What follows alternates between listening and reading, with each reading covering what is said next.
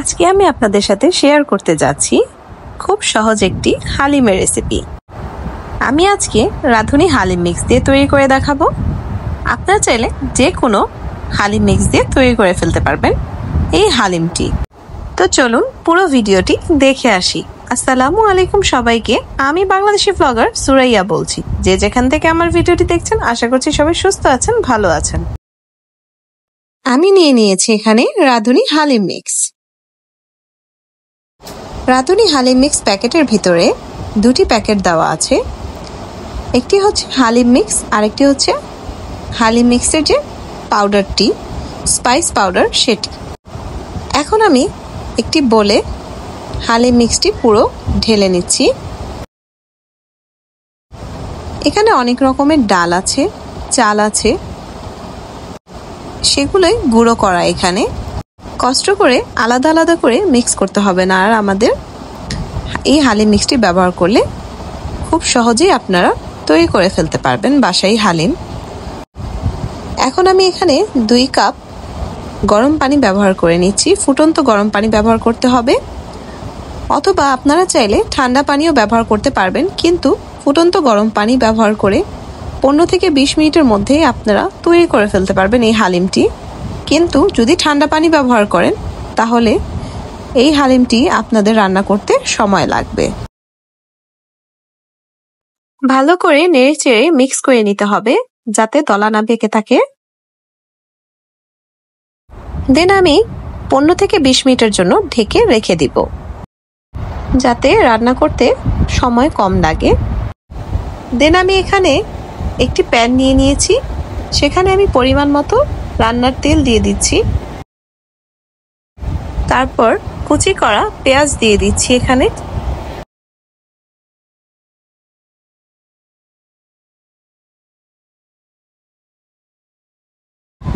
পেঁয়াজগুলো ভালো করে ভেজে নিতে হবে। এখান থেকে আমি অল্প কিছু পেঁয়াজ বেরেস্তা উঠিয়ে রাখবো।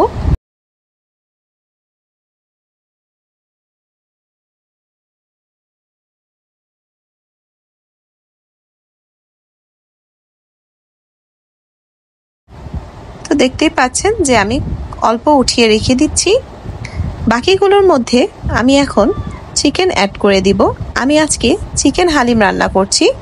আপনারা চাইলে বিফ অথবা মাটনও দিতে পারবেন, আপনাদের চয়েস। আমি আজকে ব্যবহার করেছি এখানে চিকেন। এখানে আমি চিকেন ছোট ছোট করে কিউব করে নিয়েছি, আপনারা চাইলে বড় পিসও দিতে পারবেন। দেন আমি এখন হালিম মিক্সের যে স্পাইস পাউডারটা ছিল সেটি দিয়ে দিচ্ছি। আমি এখানে পুরো প্যাকেটটি ঢেলে দিব।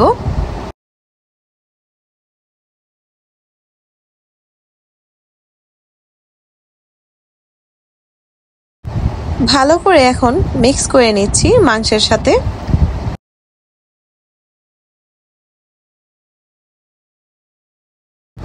হালকা ভাজা হয়ে গেলে এখন আমি এখানে পানি অ্যাড করে দিয়েছি পরিমাণ মতো, যাতে মাংসটি সিদ্ধ হয়ে যায় ভালো করে। আমি এখানে পরিমাণ মতো লবণ দিয়ে দিচ্ছি।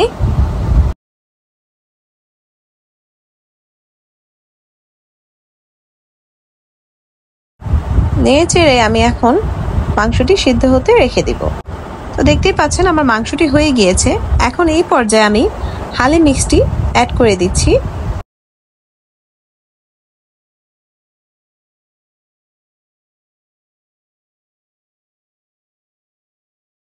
ভালো করে মশলার সাথে মিক্স করে নিতে হবে হালিম মিক্সটি।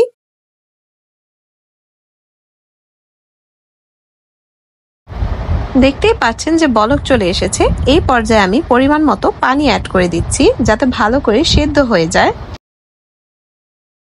দেন আবারও ভালো করে নেড়েচেড়ে এখন আমি এটি বলক আসার জন্য রেখে দিব, সেদ্ধ হওয়ার জন্য আর কি। এখন আমি ঢাকনা দিয়ে ঢেকে দিয়েছি।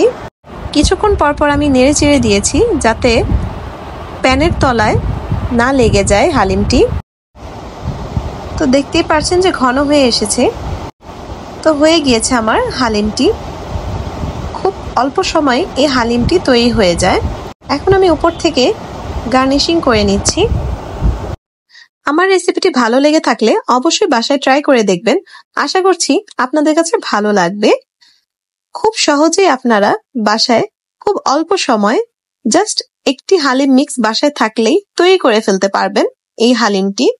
আমার ভিডিওটি যদি ভালো লেগে থাকে অবশ্যই আমার চ্যানেলটি সাবস্ক্রাইব করে দিবেন এবং আমার ভিডিওটিতে লাইক দিয়ে দিবেন।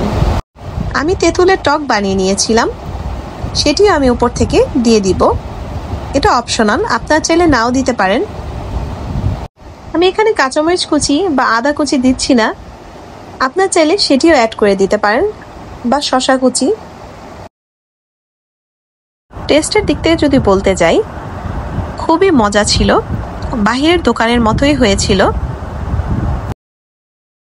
বাহিরের দোকানের অস্বাস্থ্যকর হালিম না খেয়ে ঘরে তৈরি করে ফেলতে পারবেন স্বাস্থ্যকর এই হালিমটি।